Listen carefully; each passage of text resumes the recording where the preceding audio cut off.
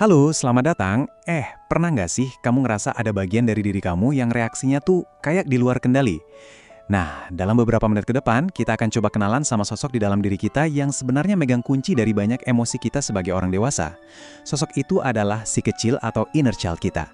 Yuk kita mulai perjalanan ini sama-sama. Mungkin gara-gara hal sepele, tiba-tiba kamu ngerasa marah banget, atau sedih yang mendalam, atau malah takut luar biasa.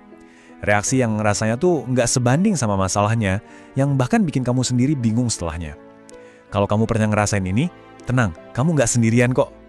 Nah, reaksi yang meledak-ledak itu seringkali bukan datang dari diri kita yang sekarang loh, tapi bisa jadi itu adalah gema atau pantulan dari bagian diri kita yang nyimpen semua pengalaman masa kecil, ya, bagian yang kita kenal sebagai inner child.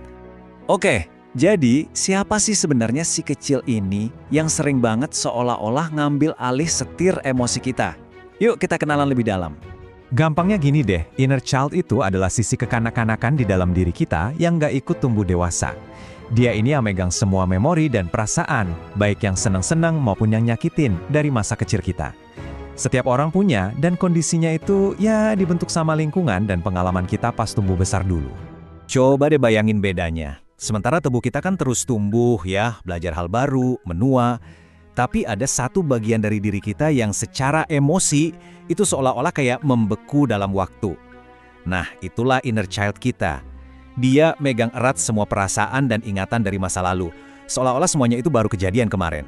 Nah, karena bagian diri ini nyimpen semuanya, pengalaman negatif atau trauma masa kecil itu bisa banget ninggalin luka yang dalam.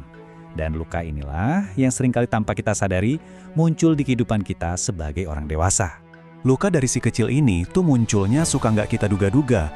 Mungkin dalam bentuk ledakan amarah yang tiba-tiba, rasa cemas yang nggak hilang-hilang, atau tembok yang kita bangun biar nggak gampang percaya sama orang lain. Bahkan, bisa juga muncul sebagai kebutuhan buat selalu ngontrol, atau sebaliknya, jadi people pleaser cuma karena kita ngerasa nggak cukup berharga. Kutipan ini benar-benar ngerangkum inti masalahnya. Luka masa lalu itu sebenarnya nggak hilang, tapi ngumpet di alam bawah sadar kita.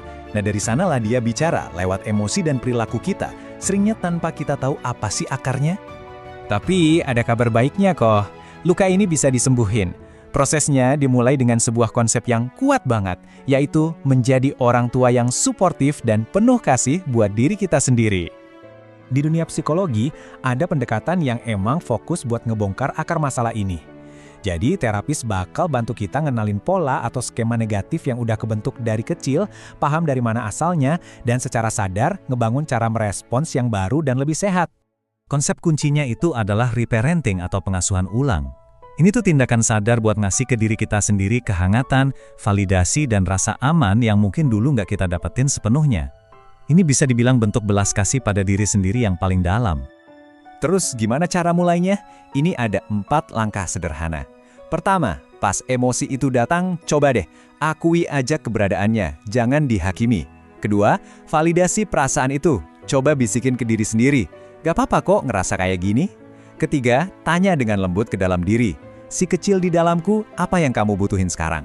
Mungkin jawabannya cuma rasa aman atau sekedar pengen didengerin. Terakhir, ya berikanlah itu ke dirimu, dengan kelembutan yang sama seperti saat kita nenangin seorang anak. Ingat ya, proses ini tuh sebuah perjalanan, bukan lomba lari. Dan ada beberapa langkah sederhana yang bisa banget kamu mulai lakukan hari ini juga untuk memulai perjalanan pemulihan itu.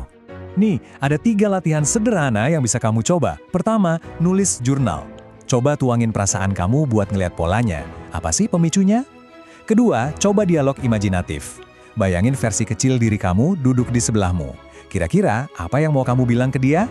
Mungkin, kamu aman kok sekarang. Terakhir, coba dilakuin lagi hobi masa kecilmu. Apa ya? Melukis, main layangan. Ini cara yang indah banget buat nyapa lagi sisi ceria dari si kecil di dalam dirimu. Poin paling krusialnya tuh ini.